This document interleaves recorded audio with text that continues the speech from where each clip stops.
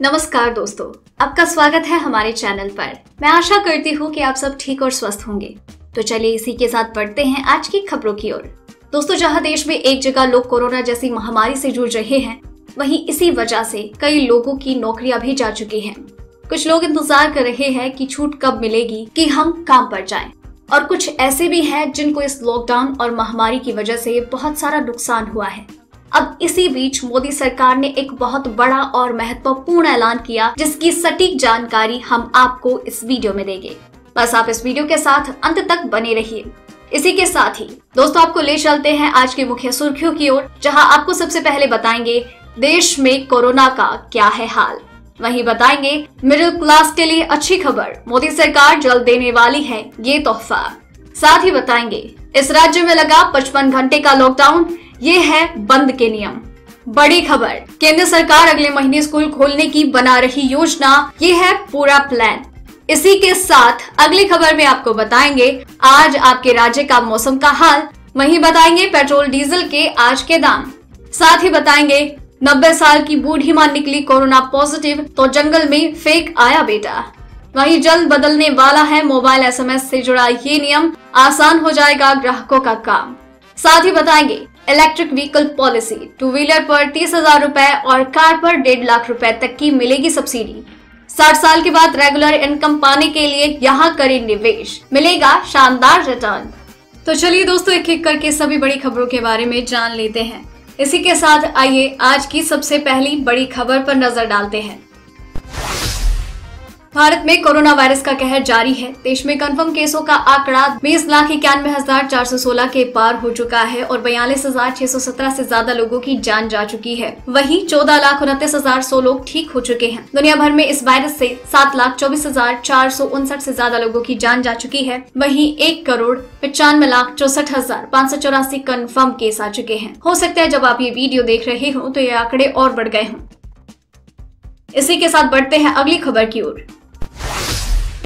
Tax देने वाले middle class को नरेंद्र मोदी सरकार एक बहुत बड़ा तोहफा देने की तैयारी कर रहे हैं। इस संबंध में केंद्रीय वित्त मंत्री निर्मला सीतारमण ने एक अहम बयान दिया। एक कार्यक्रम में वित्त मंत्री ने कहा, टैक्स पेयर्स राष्ट्र निर्माता है और सरकार उनके लिए एक चार्टर ऑफ राइट्स लेकर आई है। निर्मला सीतारमण ने बताया कि दुनिया में कुछ ही देश है जहां टैक्स पेयर्स के लिए चार्टर ऑफ राइट्स है। इनमें ऑस्ट्रेलिया, ब्रिटेन और अमेरिका शामिल है। निर्मला सीतारमण ने कहा, इस चार्टर ऑफ राइट्स में टैक्स पेयर्स के दायित्व और अधिकारों का उल्लेख होगा। हम टैक्स पेयर्स के हितों को ध्यान में रखकर ये प्रयास कर रहे हैं। आपको बता दें कि बजट में टैक्स पेयर चार्टर की घोषणा की गई थी। वहीं रेडी पटरी, ठेला या सड़क किनारे दुकान चलाने वालों के लिए बड़ा ऐलान हुआ है। केंद्र सरकार ने शुक्रवार को PM स्वनिधि योजना से जुड़ा अनुशंसा पत्र LOR व्यवस्था की शुरुआत की। अगर आसान शब्दों में कहें तो PM स्वनिधि योजना का लाभ ले सकेंगे जिनके पास पहचान पत्र और विक्रय प्रमाण पत्र नहीं है। आपको बता दें कि PM स्वनिधि योजना के तहत रेडी पटरी वालों और छोटी मोटी दुकान लगाकर आजीविका चलाने वालों को 10,000 रुपए तक का कर्ज मिलता है। सरकार की ओर से जारी आधिकारिक बयान के अनुसार केंद्रीय आवास एवं शहरी कार्य मंत्रालय के सचिव दुर्गा शंकर मिश्रा ने इस सुविधा की शुरुआत की और कहा कि पात्र रेडी पटरी वाले स्थानीय शहरी निकाय अनुशंसा पत्र के लिए अनुरोध कर सकता है। मिश्रा ने कहा कि योजना के तहत LOR प्राप्त करने के बाद ठेले वाले दुकानदार कर्ज के लिए आवेदन दे सकते हैं। इसी के साथ बढ़ते हैं अगली खबर की ओर। नागरिक उड्डयन मंत्री हरदीप सिंह पुरी ने केरल विमान हादसे पर मुआवजे का ऐलान किया। जानकारी के अनुसार मृतक के परिजनों को 10 लाख रुपए, गंभीर रूप से घायलों को 2 लाख रुपए और मामूली चोट वालों को 50,000 रुपए की आर्थिक मदद दी जाएगी। कोझिकोड में हुए विमान हादसे में मरने वाले लोगों की संख्या 18 हो गई और 127 लोग घायल हैं। एयर इंडिया का विमान शुक्रवार शाम को कोझिकोड हवाई पट्टी से फिसलकर खाई में गिर गया और 2 हिस्सों में टूट गया। कोझिकोड एयरपोर्ट पर रेस्क्यू ऑपरेशन खत्म हो गया है और घायलों का अस्पताल में इलाज चल रहा है। वहीं स्वतंत्रता दिवस के मौके पर 15 अगस्त को लाल किले की प्राचीर से PM नरेंद्र मोदी के भाषण में एक देश एक राशन कार्ड योजना का जिक्र हो सकता है। सूत्रों के अनुसार एक देश एक राशन कार्ड योजना की डिटेल PMO को भेज दी गई है। अब तक 24 राज्य और केंद्र शासित प्रदेश इस योजना में शामिल हो चुके हैं। वहीं आने वाले महीनों में लक्षद्वीप और लद्दाख, तमिलनाडु, छत्तीसगढ़, दिल्ली, मेघालय, पश्चिम बंगाल, अरुणाचल प्रदेश इसमें शामिल होने जा रहे हैं। मोदी सरकार मार्च 2021 तक इस योजना को पूर्ण रूप से देश में लागू कर करने के लक्ष्य को लेकर चल रही है। एक देश एक राशन कार्ड योजना के तहत आधार लिंक कर एक ही राशन कार्ड के जरिए देश के किसी भी हिस्से में रहते हुए आप प्रधानमंत्री गरीब कल्याण योजना के तहत अनाज और चना ले सकते हैं। बड़ी खबर, उत्तर प्रदेश में बढ़ते कोरोना संक्रमण को देखते हुए योगी सरकार ने सप्ताह में 2 दिन का लॉकडाउन लगाने का ऐलान किया। आज रविवार 8 अगस्त को 2 दिन के लिए 55 घंटों का लॉकडाउन लगाया गया है, लेकिन इस लॉकडाउन के दौरान प्रदेश के लोगों को कुछ छूट भी दी गई। मीडिया रिपोर्ट्स के अनुसार हर हफ्ते के शुक्रवार की रात 10 बजे से सोमवार सुबह 5 बजे तक 55 घंटे का राज्य में लॉकडाउन लगता है। कोरोना को रोकने के लिए उत्तर प्रदेश की योगी सरकार ने घोषणा की थी। जानकारी के लिए बता दें कि बीती रात 10 बजे से उत्तर प्रदेश में संपूर्ण लॉकडाउन लग चुका है। अब पूरी मार्केट, दफ्तर बंद रहेंगे। वहीं दूसरी ओर इस दौरान जरूरी सेवाएं पूरी तरह से चालू होंगी। लॉकडाउन के दौरान पूरी तरह से दफ्तर, मार्केट, बाजारों में काम नहीं होगा। हाट, बाजार, गल्ला मंडी, व्यावसायिक प्रतिष्ठान बंद रहेंगे। दोस्तों, वीडियो में अभी और भी काफी महत्वपूर्ण खबरें बाकी है, इसलिए इस वीडियो के साथ बनी रहिए। तो चलिए बढ़ते हैं अगली खबर की ओर। सरकारी तेल कंपनियों ने आज तेल की कीमतों में कोई बदलाव नहीं किया। ये लगातार आज 7वां दिन है जब पेट्रोल डीजल के ग्राहकों को राहत मिली। आज दिल्ली में पेट्रोल की कीमत 80.43 रुपए, डीजल 73.56 रुपए प्रति लीटर है। IOCL की वेबसाइट के अनुसार कोलकाता, मुंबई और चेन्नई में 1 लीटर पेट्रोल की कीमत क्रमशः 82.05, 87.19 और 83.63 रुपए प्रति लीटर है और डीजल 77.06, 80.11 और 78.86 रुपए प्रति लीटर है। वहीं मौसम विभाग ने केरल और तटीय कर्नाटक में कई स्थानों पर मध्यम से भारी बारिश होने का अनुमान जताया। गुजरात, मध्य प्रदेश, उप हिमालय, पश्चिम बंगाल, सिक्किम, असम के कुछ हिस्सों, उत्तरी तटीय आंध्र प्रदेश, ओडिशा, गंगे पश्चिम बंगाल, अंडमान निकोबार द्वीप समूह और लक्षद्वीप के कुछ हिस्सों में हल्की से मध्यम बारिश के साथ 1-2 स्थानों पर भारी बारिश हो सकती है। उत्तर प्रदेश, बिहार, झारखंड, उत्तराखंड, हिमाचल प्रदेश में कुछ स्थानों पर, जबकि पंजाब, हरियाणा और दिल्ली में 1-2 जगह हल्की से मध्यम बारिश हो सकती है। IMD ने शुक्रवार को कहा कि बरसात के 4 महीने के मौसम के दूसरे हिस्से में मॉनसून सामान्य रह सकता है। इसी के साथ बढ़ते हैं अगली खबर की ओर।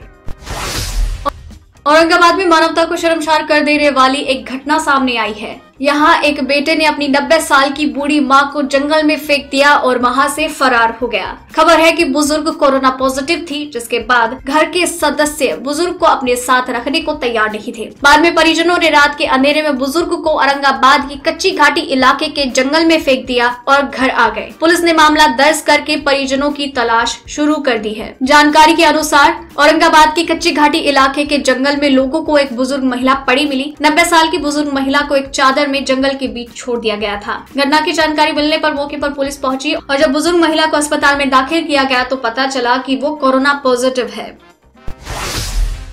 वहीं कोरोना वायरस महामारी को लगभग 6 महीने हो चुके हैं, लेकिन अभी भी स्कूलों को खोले जाने को लेकर कुछ भी साफ नहीं हो पा रहा है। वहीं एक खबर के अनुसार केंद्र सरकार स्कूलों को सितंबर से खोलने की योजना बना रही है। सरकार सितंबर से नवंबर के बीच चरणबद्ध तरीके से स्कूलों को खोलने पर विचार कर रही है। पहले 10 से 12वीं कक्षा के बच्चों के लिए स्कूलों को खोला जाएगा, उसके बाद 6ठी से 9वीं कक्षा के विद्यार्थियों के लिए स्कूलों को खोला जाएगा। योजना के अनुसार पहले फेज में 10वीं से 12वीं के छात्रों को स्कूल आने के लिए कहा जाएगा। अगर स्कूल में 4 सेक्शन होंगे तो दिन में सिर्फ 2 ही सेक्शंस को पढ़ाया जाएगा ताकि सोशल डिस्टेंसिंग का पूरा ख्याल रखा जा सके। इसके अलावा स्कूल की टाइमिंग को भी आधा कर दिया जाएगा। अगर स्कूल की टाइमिंग 5 से 6 घंटे की है तो उसे घटाकर 2 से 3 का कर दिया जाएगा।